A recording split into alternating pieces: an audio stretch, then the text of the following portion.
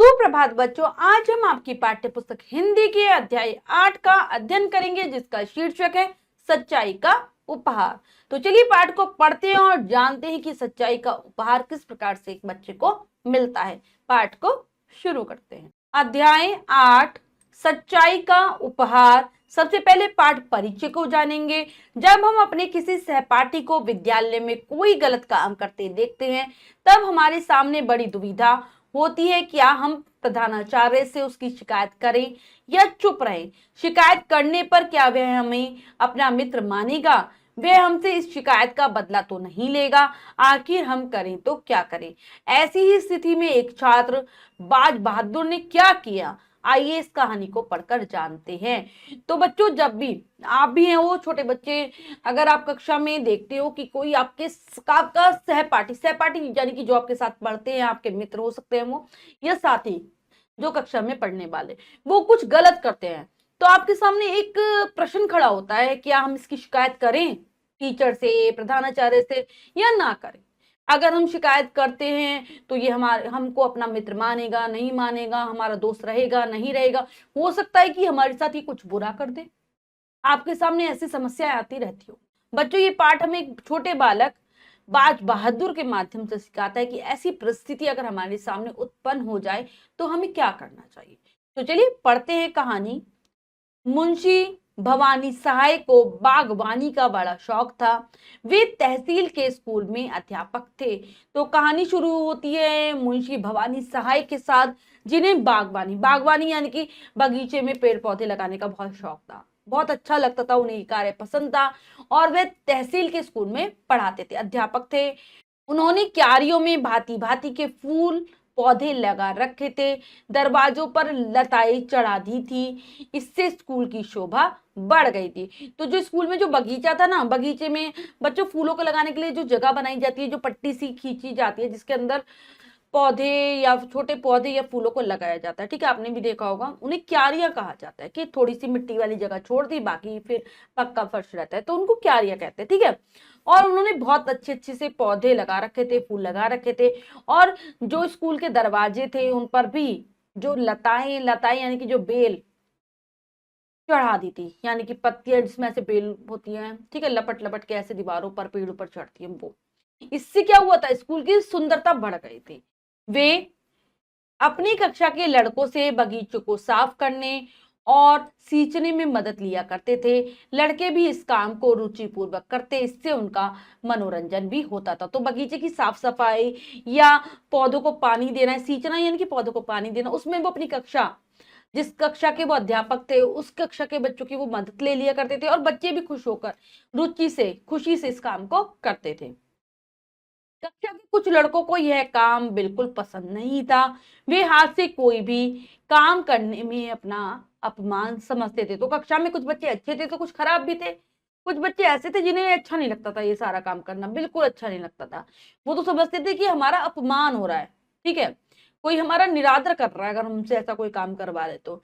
जब भी उनकी बारी आती वे कोई ना कोई बहाना करके चले जाते। इसके लिए मुंशी जी ने कई बार उन्हें दंडित भी किया था। इससे एक दिन उन लड़कों ने पुष्प वाटिका को उखाड़ फेंकने का निश्चय किया। तो क्या करते, जब भी ऐसे वाले बच्चों की बारी आती ना, जो काम नहीं करना चाहते थे, वो कोई ना कोई बहाना बनाकर वहां से निकल जाते। तो इसके लिए एक बार उन्होंने सोचा, अध्यापक जो थे, कि चलो इन बच्चों को दंडित किया जाए। तो उन्होंने क्या करा, उन्होंने जब दंडित किया तो उन बच्चों ने बदला लेने के लिए क्या सोचा कि हम इस पुष्प वाटिका को उखाड़ देंगे, यानी कि जो फूल जहां पर लगे थे ना, फूलों का जो बगीचा था, उसको उखाड़ देंगे। जो भी यहाँ पर पौधे लगे हैं, फूल लगे हैं, सबको बर्बाद कर देंगे। स्कूल 10 बजे लगता था। वे उस दिन 8 बजे ही स्कूल पहुंच गए और बगीचे में घुसकर उन्होंने सारा बगीचा तहस नहस कर डाला। तो स्कूल का समय था 10 बजे, 10 बजे स्कूल खुलता था, लेकिन वो 8 बजे ही आज स्कूल आ गए और वो बगीचे के अंदर घुस गए, उस वाटिका में घुस गए। उन्होंने सारे पौधों को तोड़ फोड़ दिया, लताएं उखाड़ दी, बिल्कुल बर्बाद कर दिया, सारा वहां पर नाश कर दिया वहां का चीजों का। तभी उन्हें सामने से अपना सहपाठी बाज बहादुर आता दिखाई दिया। तभी उन्हें दिखा कि हमारे साथी कक्षा में पढ़ने वाला लड़का बाज बहादुर आ रहा है। बाज बहादुर बड़ा ही गंभीर और शांत लड़का था। उसे देखते ही उनका खून सूख गया। उन्हें विश्वास था कि वह मुंशी जी को बताए बिना नहीं रहेगा। तो जैसे ही उन्होंने बाज बहादुर को देखा, क्योंकि वो बहुत अच्छा, गंभीर और शांत रहने वाला लड़का था, उन्होंने सोचा, डर गए, खून सूख गया, वो बहुत डर गए। उन्होंने सोचा अब तो ये बच्चा जरूर ही हमारे अध्यापक को, मुंशी जी को बता देगा। उनमें से जयराम ने आगे बढ़कर कहा, देखो बाज बहादुर, जो कुछ तुमने देखा है मुंशी जी से न कहना। बाज बहादुर बोला, मैं स्वयं कुछ नहीं कहूंगा, लेकिन मुंशी जी ने पूछा तो झूठ भी नहीं बोलूंगा। जयराम धमकाते हुए बोला, सोच लो, अगर तुमने बताया तो हम तुम्हारी हड्डियां तोड़ देंगे। बाज बहादुर ने कहा, इसका तुम्हें अधिकार है। बच्चों, उन बच्चों में एक बच्चा था जिसका नाम था जयराम। वो बाज बहादुर के पास जाता है, कहता है कि मुंशी जी यानी कि अध्यापक से कुछ मत कहना। तो बच्चे क्या जवाब देते हैं बाज बहादुर, मैं अपने आप से उनसे कुछ नहीं कहूंगा, लेकिन अगर वो मुझसे इस बारे में पूछते हैं तो मैं झूठ भी नहीं बोलूंगा। तो जयराम उसे डराने लगता है और कहता है कि सोच लो, अगर तुमने कुछ भी बताया तो हम तुम्हारी क्या करेंगे, हड्डियों को भी तोड़ देंगे। तो बाज बहादुर भी कह देता है कि हक है तुम्हें ऐसा करने का। स्कूल का समय हो गया। मुंशी जी ने बगीचे की दुर्दशा देखी तो आग बबूला हो उठे। अब स्कूल खुलने का समय हो गया। मुंशी जी जब विद्यालय में आए तो उन्होंने देखा कि बगीचे का कितना बुरा हाल है। तो उन्हें गुस्सा आ गया, आग बबूला हो गया, यानी कि बहुत ज्यादा गुस्सा आ गया। उन्हें बाग उजड़ने का इतना दुख न था जितना कि लड़कों की शरारत का। उन्हें मतलब बाग उजड़ने का ज्यादा दुख नहीं पहुंचा, ज्यादा दुख पहुंचा कि लड़कों ने इतनी बड़ी शरारत की। कक्षा में मुंशी जी क्रोध में चिल्लाते हुए बोले, मैं जानता हूं कि यह तुम ही लोगों में से किसी की शरारत है। जिसे मालूम है साफ साफ कह दे, नहीं तो मैं किसी को भी क्षमा नहीं करूंगा। तो जब वो कक्षा में आए तो बहुत गुस्से से चिल्ला रहे थे, कहते हैं कि मैं जानता हूं कि तुम में से किसी ने ये शरारत, अगर तुम मुझे ये बात बता देते हो किसने किया है तो मैं तुम्हें छोड़ दूंगा, अन्यथा किसी को भी मैं माफी नहीं दूंगा। एक लड़का भी न बोला। मुंशी जी ने एक एक से पूछना शुरू किया। सब जवाब में नहीं मालूम कहते हुए गर्दन नीचे खड़े रहे। मुंशी जी ने बाज बहादुर से पूछा, बाज बहादुर तुम कभी झूठ नहीं बोलते, तुम्हें मालूम है? तो फिर पूछने लगे सभी बच्चों से एक एक करके। सभी कहने लगे हमें नहीं मालूम, हमें नहीं मालूम, गर्दन नीचे कर लिए जा रहे थे सभी बच्चे। फिर बाज बहादुर के पास पहुंच जाते हैं जो अध्यापक थे, वो कहते हैं कि मुझे पता है कि तुम कभी भी झूठ नहीं बोलते हो, क्या तुम्हें पता है इस बारे में? बाज बहादुर खड़ा हो गया, उसकी आंखों में साहस झलक रहा था। वह बोला, जी हाँ। तो फिर बाज बहादुर खड़ा हो जाता है, उसकी आंखों से ही दिख रहा था कि उसमें कितनी हिम्मत है। वो कहता है, हाँ मुझे पता है। अपराधियों ने बाज बहादुर की ओर घूरकर देखा। वे पहले ही बाज बहादुर से ईर्ष्या करते थे, अब उसकी सच्चाई के कारण उससे बदला लेने पर उतर आए। तो वो सब उसको, जो शरारती लड़के थे, सब बाज बहादुर को गुस्से से देख रहे थे। वे पहले से ही उससे नफरत करते थे, ईर्ष्या करते थे, जलन करते थे, लेकिन अब उन्होंने उनकी सच्चाई बता दी तो अब उन्होंने सोचा अब तो हम इससे जरूर बदला लेंगे। मुंशी जी ने अपराधियों को कड़ा दंड दिया, साथ ही चाल चलन के रजिस्टर में उनके नाम के आगे काला चिन्ह बना दिया। तो बहुत दंडित करते हैं, सजा देते हैं जो सारे बच्चे जिन्होंने गलत हरकतें की थी।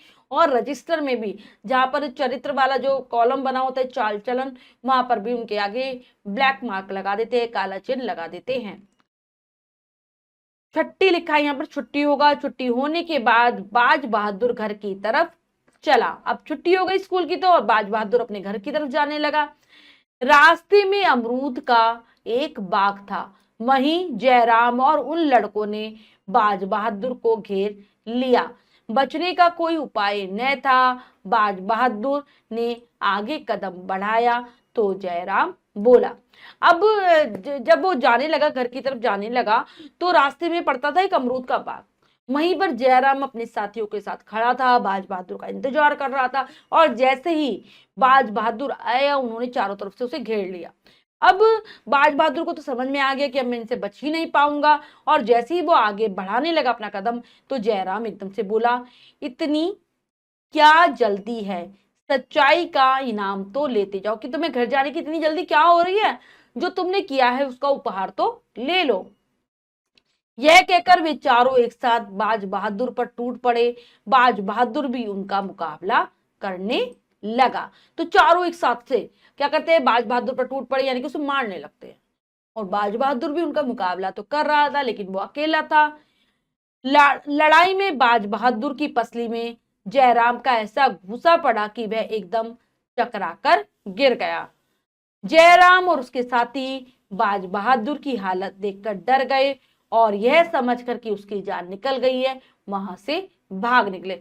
तो लड़ाई होने लगी। जयराम ने इतनी जोर से उसकी पसली में घूसा मारा, किसकी? बाज बहादुर की, कि वो चकराकर, उसे चक्कर आया और वो नीचे गिर गया। तो सारे बच्चे, जो 4 बच्चे थे जो लड़ाई कर रहे थे, वो देखकर डर गए कि शायद ये मर गया, इसकी जान निकल के मर गया, और वहां से भाग जाते हैं। कोई 10 मिनट बाद बाज बहादुर को होश आया। वह हिम्मत करके उठा और लंगड़ाता हुआ घर की ओर चला गया। फिर थोड़ी देर बाद जब उसे होश आता है, 10 मिनट बाद, बाज बहादुर को, वो साहस करके उठता है, हिम्मत करके उठता है और लंगड़ाता हुआ अपने घर चला जाता है। उधर जयराम अपने साथियों के साथ सलाह करने लगा कि अब क्या किया जाए। बाज बहादुर यदि मरा नहीं है तो सीधा मुंशी जी के पास जाएगा और मुंशी जी उनकी खाल उधेड़ देंगे। उन्होंने तय किया कि वे कुछ दिन स्कूल ही नहीं जाएंगे, जब मामला ठंडा पड़ जाएगा तब देखा जाएगा। तो आपस में बातचीत करके जयराम और उसके दोस्त कहते हैं कि अगर वो मर गया होगा तो कोई बात नहीं, लेकिन अगर वो मरा नहीं है तो वो मुंशी जी के पास जाएगा और हमारी शिकायत करेगा, और मुंशी जी हमारी खाल उधेड़ देंगे, यानी कि वो हमें बहुत ज्यादा मारेंगे पीटेंगे।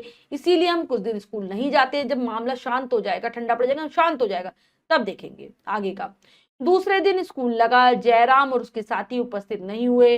बाज बहादुर ने किसी से भी घटना की चर्चा नहीं की। अपराधी दूसरे दिन भी स्कूल नहीं आए। तीसरे दिन भी उनका कहीं अता पता नहीं था। चौथे दिन प्रातःकाल ही बाज बहादुर ढूंढता हुआ उन चारों के पास पहुंचा। क्यों मित्रों, तुम लोग स्कूल क्यों नहीं आते? 3 दिन से गैर हाजिरी हो रही है, बाज बहादुर ने पूछा। दूसरे दिन फिर स्कूल लिखता है। जयराम और उसके साथ स्कूल में अनुपस्थित रहते हैं। बाज बहादुर ने भी किसी को इस बारे में कुछ नहीं बताया था कि उसके साथ उन्होंने ऐसा किया। ऐसे ही दूसरा दिन, तीसरा दिन निकल जाता है और फिर चौथा दिन आता है, और सुबह के समय ही बाज बहादुर उन चारों के पास जाता है ढूंढता हुआ और पूछता है कि तुम स्कूल क्यों नहीं आ रहे हो? तुम्हारी तो अनुपस्थिति हो रही है, गैर हाजिरी हो रही है 4 दिन से। जयराम बोला, हमें अपनी हड्डियां थोड़े ही तुड़वानी है। तुमने मुंशी जी से खूब बढ़ाकर हमारी शिकायत की होगी। क्या कहते हैं जयराम उसे जवाब में? कि हमें अपनी हड्डियां थोड़ी तुड़वानी है मुंशी जी से, तुमने तो बढ़ा चढ़ाकर मुंशी जी को बताया होगा, हमारे बारे में शिकायत की होगी। बाज बहादुर बोला, इसमें शिकायत की कौन सी बात थी? तुमने मुझे मारा, मैंने तुम्हें मारा, आपस के झगड़ों की शिकायत करने की मेरी आदत नहीं है। क्या कहता है वो? कि मैं किस बात की शिकायत करता, क्योंकि मैंने भी तुम्हें मारा, तुमने भी मुझे मारा, सब बराबर, और मेरी आदत नहीं है कि आपस में जो लड़ाई झगड़ा हुआ है उसकी शिकायत करूं। जगत सिंह बोला, सच कहते हो? पूछता है जगत सिंह, एक नाम का बच्चा था, कि तुम सच बोल रहे हो? तुम जानते हो मैं झूठ नहीं बोलता, बाज बहादुर ने कहा। डरते डरते चारों 9 बजे स्कूल पहुंच गए। तो बाज बहादुर वो कहता कि तुम सच बोल रहे हो? कहते मैं झूठ नहीं बोलता। अब बाज बहादुर की बात मानकर चारों 9 बजे के समय स्कूल पहुंच जाते हैं। मुंशी जी कक्षा में आए। लड़कों ने खड़े होकर उनका स्वागत किया।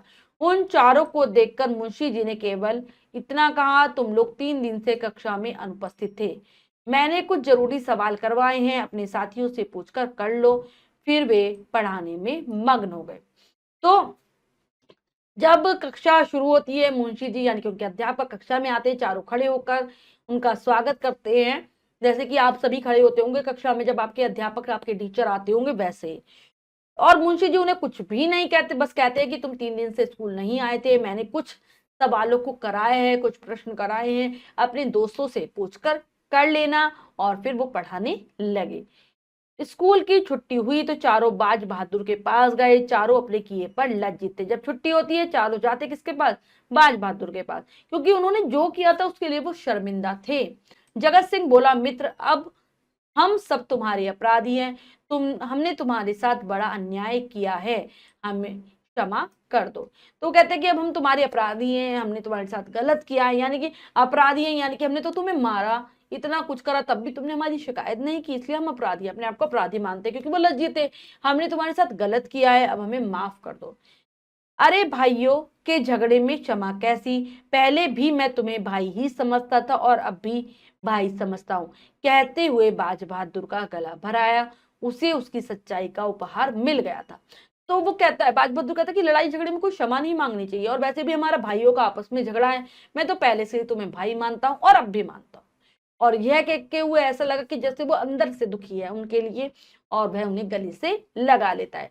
तो इस प्रकार से बाज बहादुर को अपनी सच्चाई का उपहार मिल जाता है। तो बच्चों, ये हमें पाठ सिखाता है कि हमें सच का साथ हमेशा ही देना चाहिए, क्योंकि सच के मतलब जैसे क्या हुआ, सच्चाई के कारण ही उसके मित्र सुधर पाए। ठीक है, जो बाज बहादुर के मित्र थे। तो बच्चों, हमने पाठ को बहुत अच्छे से समझकर पढ़ लिया है। पाठ की शब्दार्थ कर लेते हैं। शब्द पिटारा में से बागवानी, बगीचे की देखभाल करना, शोभा सुंदरता, अपमान बेइज्जती, सहपाठी साथ पढ़ने वाला, विश्वास भरोसा, स्वयं अपने आप, दुर्दशा बुरी दशा, क्रोध गुस्सा, ईर्ष्या जलन, हिम्मत ताकत, लज्जित शर्मिंदा, अन्याय नाइंसाफी। तो ये हैं पाठ के शब्दार्थ, इन्हें आप बहुत अच्छे से बच्चों याद कर लेंगे। अब हम पाठ का अभ्यास कार्य कर लेते हैं, जो कि है अब लिखे में से। पहला प्रश्न है, सही उत्तर वाले गोले को रंगिए। प्रश्न में 4 विकल्प है, 3 गलत 1 सही है। हमें सही विकल्प को चुनना है, सही का निशान लगा देना है बच्चों। तो चलिए कर लेते हैं। मुंशी भवानी साहब को क्या शौक था? तैराकी का, गाने का, बागवानी का, संगीत का। तो उन्हें शौक था बागवानी का। स्कूल कितने बजे लगता था? 9 बजे, 8 बजे, 10 बजे, 7 बजे। तो 10 बजे लगता था। लड़के कितने दिन तक स्कूल से अनुपस्थित रहे? 4 दिन, 5 दिन, 3 दिन, 10 दिन। तो वो 3 दिन रहे थे। नेक्स्ट है, रिक्त स्थानों की पूर्ति कीजिए। तो चलिए भरते हैं उचित शब्दों को रिक्त स्थानों में। वे हाथ से कोई भी काम करने में अपना अपमान, अपमान यानी कि बेइज्जती समझते थे। मुंशी जी ने बगीचे की दुर्दशा देखी तो आग बबूला हो उठे। अगला है, अपराधियों ने क्या जाएगा? बाज बहादुर, अपराधियों ने बाज बहादुर की ओर घूर कर, यहाँ पर ही गलत है, की ओर घूर कर देखा। नेक्स्ट है, बाज बहादुरी, यहाँ पर बहादुर, बाज बहादुर भी उनका मुकाबला, मुकाबला करने लगा। उसे उसकी सच्चाई का उपहार मिल गया। तो बच्चों, अब है अगला हमारा प्रश्न, कहानी के अनुसार वाक्यों को क्रमानुसार लगाइए। तो बच्चों, इसमें आपको क्या करना है? आपको इन वाक्यों को एक क्रम में लगाना है, यानी कि जैसे कि कहानी में आए हैं। बच्चों, ये कार्य आपको स्वयं करना है अपनी अभ्यास पुस्तिका में। साथ ही साथ इसके बाद जो भी कार्य है वो आप स्वयं करेंगे सुंदर अक्षरों में अपनी अभ्यास पुस्तिका में। हमने पाठ को बहुत अच्छे से समझकर पढ़ा है। बच्चों, आज हमने पाठ के माध्यम से जाना कि किस प्रकार से हमें हमेशा सच बोलना चाहिए। सच का साथ देने में ही भलाई होती है, अच्छाई होती है। आशा करती हूँ ये पाठ आप बहुत अच्छे से समझ गए होंगे। पाठ को फिर से जरूर पढ़ेंगे। मिलते हैं अगली कक्षा में नए पाठ के साथ। तब तक के लिए स्वस्थ रहिए, प्रसन्न रहिए। धन्यवाद।